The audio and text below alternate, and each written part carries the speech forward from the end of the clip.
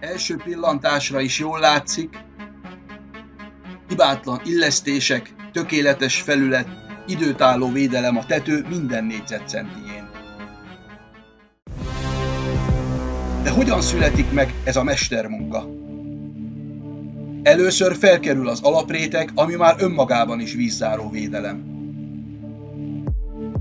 Erre olvad rá a modifikált UV álló záróréteg, amit a szakértelem és a precíz munka tesz tökéletessé. A láng ereje most életre kelti az anyagot. A modifikált bitumen tökéletesen összeolvad az alapréteggel, hogy egységes, masszív vízzárást alkosson.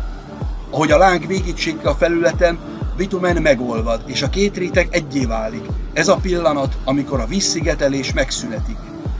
Szakértő kezek irányítják a lángot, minden mozdulat pontos, minden centi számít. Itt születik meg a tartós védelem.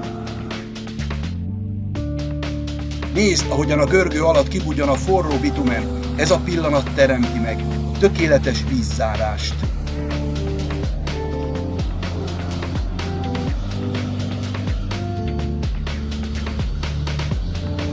Mert a víz ellen csak az igazi mestermunka véd. lapostetőmester.hu